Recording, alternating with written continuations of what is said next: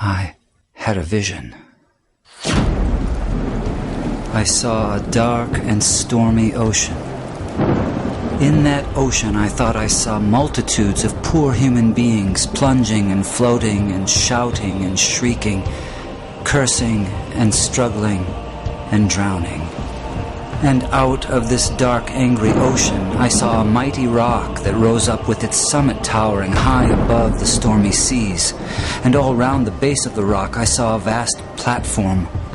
And on this platform, I saw with delight a number of the poor wretches continually climbing out of the angry ocean. And I saw that some of those who were already safe on the platform were fervently helping the poor creatures still in the angry waters to reach safety. But something puzzled me. Although they had all been rescued at one time or another from the ocean, nearly everyone seemed to have forgotten all about it. Anyway, the memory of its darkness and danger no longer troubled them.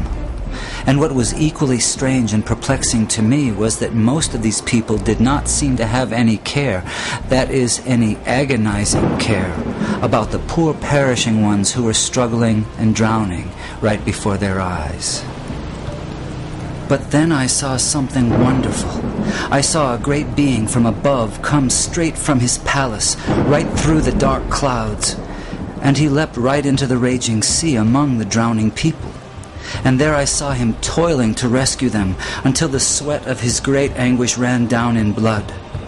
And he was continually crying to those already rescued, to those whom he had helped with his own bleeding hands, to come and help him in the painful and laborious task of saving the lost. But the strangest thing of all was that those on the platform to whom he called were so taken up with their trades and professions and money-saving and pleasures and families and community and gatherings and religions and arguments about it that they did not respond to the cry that came to them from this wonderful being who had himself by his Spirit gone down into the sea. And so the multitude went on struggling and shrieking and drowning in the darkness.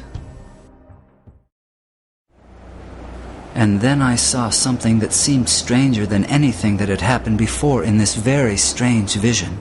Those whom this wonderful being cried out to come and help him in his difficult task were always praying and crying to him to come to them. Some wanted him to come and stay with them and spend his time and strength in making them happier. Others wanted him to come and take away various doubts and misgivings they had concerning the truth of some letters which he had written them. Others wanted him to come and make them feel more secure on the rock, so secure that they would be totally sure they would never slip off again. They used to meet and get as close to the rock as they could, and looking towards the mainland where they thought the great being was, they would cry out, "Come to us, come and help us." But all this time, he was down among the poor drowning creatures, crying to them in a hoarse voice, "Come to me, come and help me." And then I understood it all. It was plain enough. That sea was the ocean of life, the sea of real actual human existence. Those multitudes of people struggling in the stormy sea were the billions of sinners from every race, language, and nation. That great sheltering rock was Calvary, the place of the cross, and the people on it were those who had been rescued from sin and hell and who professed to be followers of Jesus Christ. That mighty being who called to them from the tempest was the Son of God, the same yesterday, today, and forever, who is still struggling to save the dying multitudes about us from this terrible doom of damnation, and whose voice can be heard above the music and machinery and noise of life, calling on the rescued to come and help him save the world. My friends in Christ, you are rescued from the waters. You are on the rock.